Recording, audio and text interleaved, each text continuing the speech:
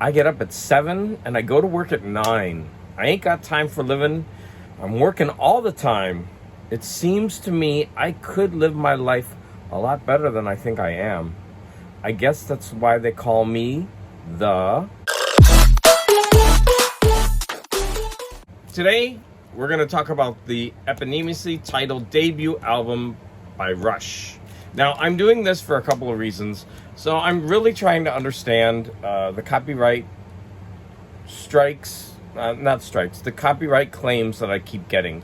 I keep doing different things. Now, whenever I do an album review, I usually grab an album and listen to it for a while, something new, so that I can get some more experience and then dive in and research it and learn about it. This is an album from my childhood, and I'm going to talk a little bit more about that. But what I did is, for this album review, I got Spotify clips. And I made every clip under 10 seconds, because that was a recommendation, right? And so I did that. Now, many times I play the album and I just record the sound and you know, the album playing on the turntable. But the sound, I notice, is nowhere near as good as when I record it directly from Spotify on my phone.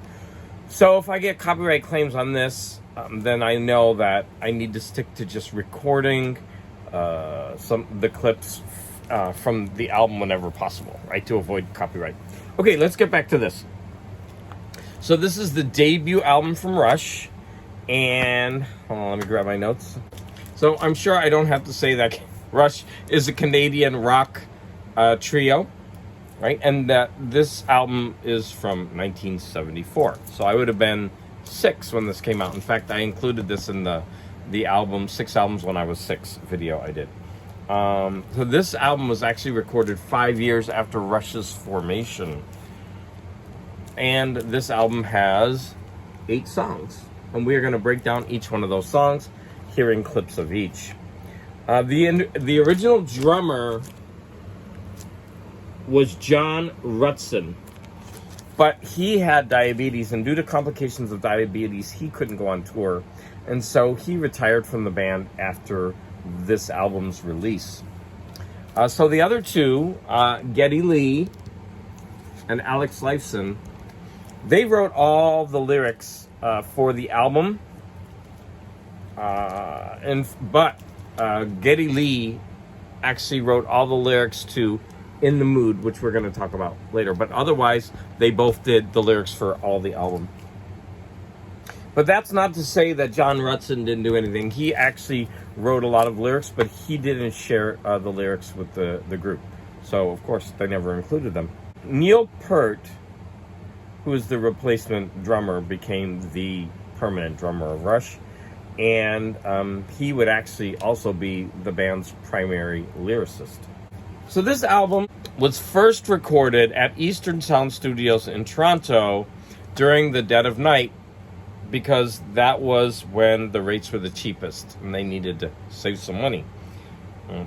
However, they weren't happy with the quality of the recording, so they ditched their producer and they reworked the entire album, and then they were happy with the sound, and they did that at Toronto Sound Studios.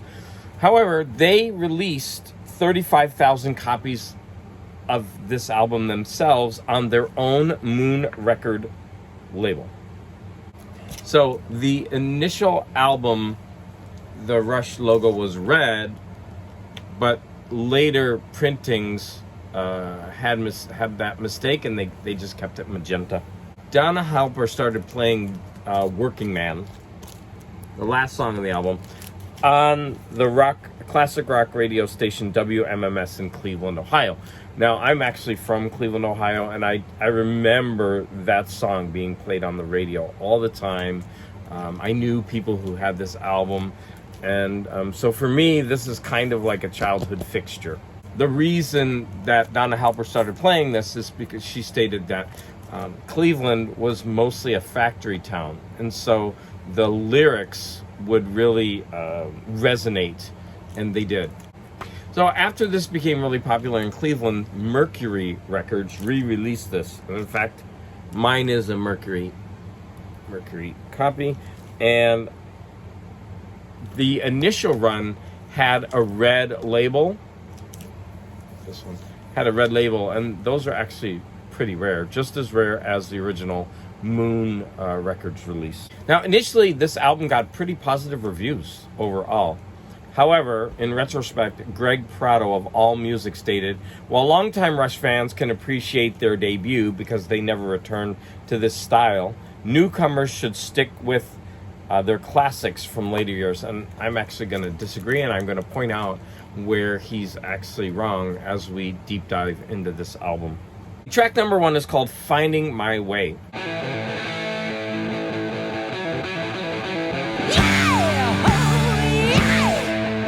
This has a really rocking opening with Geddy Lee pounding out, "Ooh yeah." Track 2 is Need Some Love.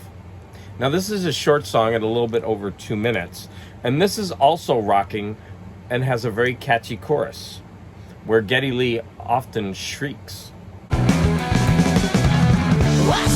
I need some love. Track 3, Take a Friend. Now this one is interesting as the music fades in and they're in full rocking mode. But then I immediately hear Led Zeppelin.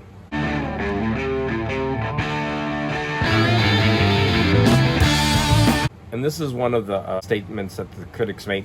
You're going to hear a lot of other bands because Rush hadn't really fomented their style. And so throughout this album, you really are going to hear a lot of other bands. But if you like 70s rock and you don't mind hearing that style of music, then you're really going to enjoy this album. I'll come back to that later. I also think the lyrics are kind of silly on this one. For example, the lyrics go, take yourself a friend, keep them till the end, whether it's woman or man, it makes you feel so good. So unless these lyrics have a double entendre, and they're like saying we need to practice free love, doesn't matter who we go with. If you take the lyrics literally, it's about finding a friend who will stick with you. They're just, if you look at them that way, they're pretty silly. So I'm going to say that number 3, Take a Friend, this is the weakest track on the whole album, and saying that, that song still rocks. Now we get to the end of side 1, Here Again, and notice that this song is 7 minutes and 30 seconds. And besides Working Man, which is its whole other entity, we'll talk about that when we get there, this is my favorite song on the album. It really points the way to their kind of middle career. Like, in a couple of albums, they're going to be full-on prog. That's what I'm trying to say. And this song really points in that direction.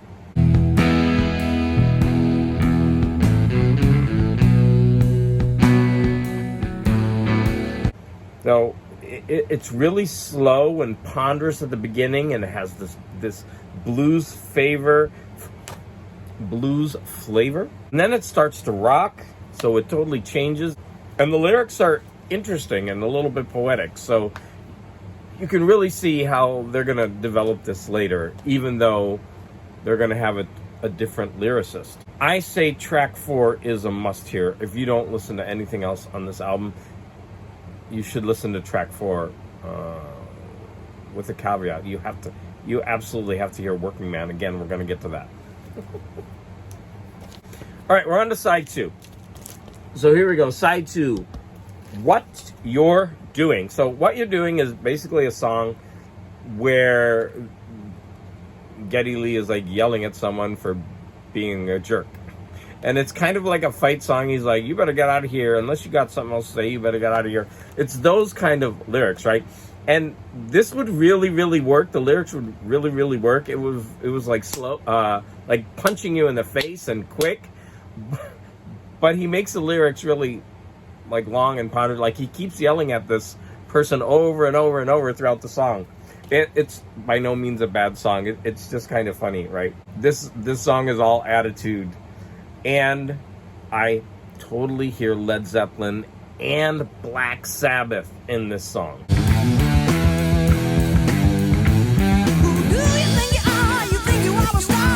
Song number 2 is In the Mood. Now, this is the song that Geddy Lee wrote all by himself, the only song on the album that he did all by himself. And to me, this sounds like Nazareth. Now, Nazareth's Hair of the Dog, which is an album I had when I was really young, and I know it because I used to play it a lot. So that one came out in 75, and this one came out in 74. I don't know if there's any correlation here, but I just hear Nazareth on the song. And cowbell fans, take note. You're going to get some cowbell.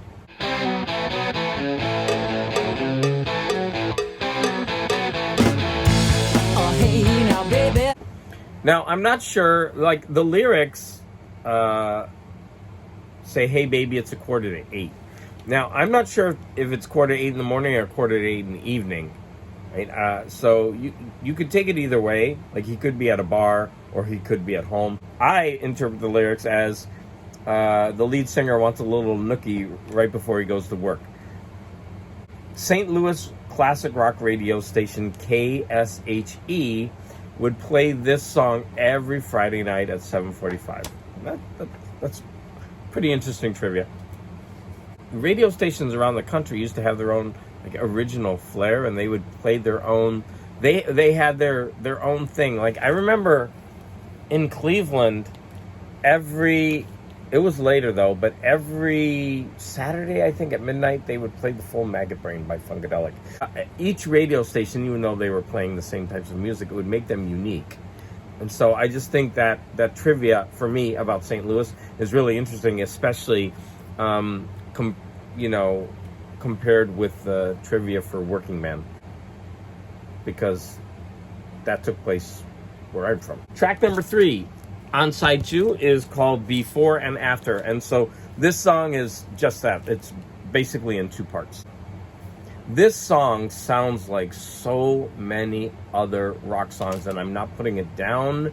It's just that if you go into this album, looking for originality on Rush's part, you're going to hear a lot, but you're also going to hear all of their inspirations. The beginning of this song is very slow. It really slows everything down.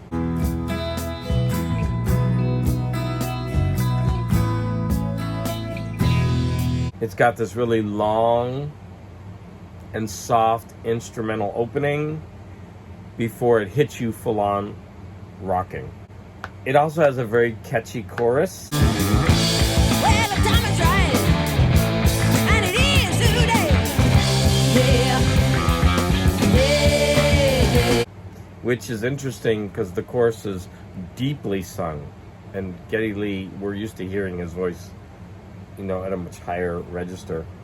There's something interesting I'm going to say about this. So I've taken the pains to tell about how many other bands I hear on this album, but when I heard part of this track, the open, like, kind of meandering, slow introductory part, which is at least I think a good 2 minutes of the song, I was immediately reminded of Beck's Morning Phase.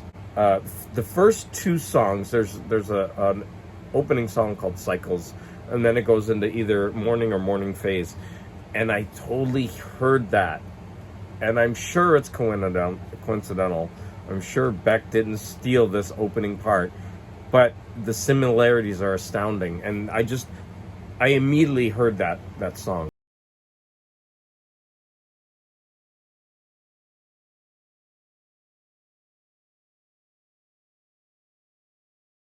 We get to the reason to buy this album. I think there's more than one, right?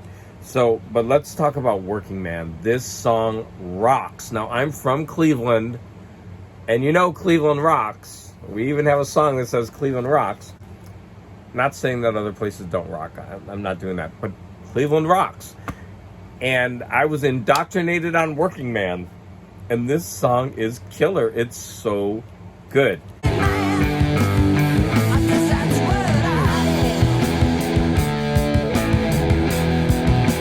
So Geddy Lee stated that this was his favorite song to play live. The guitar solo appears on Guitar World magazine's 100 Greatest Guitar Solos. There is an alternate version available, and I thought this is really interesting. So remember I mentioned at the beginning that they initially did this whole album in the studio and then they weren't happy with it. And so then they reworked it.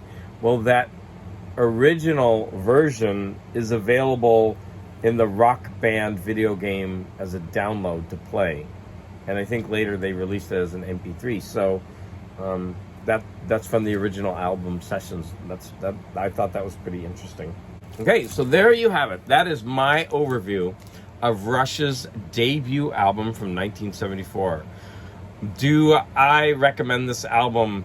I'm gonna say yes and no. Right? For the casual rock fan, I'm gonna say you need to listen to Working Man, and then if you like prog and you want to hear kind of like not full-on prog, but like music that's going into prog, then you have to listen to Here Again. And if you don't mind hearing works by bands who haven't really formulated the sound, but they are it's still this album rocks, then I do recommend this highly. If you're a Rush fan, then you really have to listen to this. In the scope of things, I would say this is a 3 out of 5, 3.5 out of 5, right? Because any album by Rush, even a bad one, is going to be like really, really good. And then, they're just trying to find their sound, and you can hear echoes of what's to come later, and you can hear their influences, and I think that's fascinating for me. So I highly recommend this album to the right audience.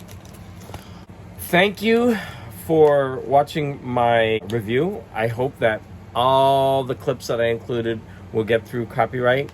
We'll see. Please don't forget to like, subscribe, and hit that notification bell to hear more of my content, and go ahead and click on one of the videos that's going to appear here. Thank you for your support.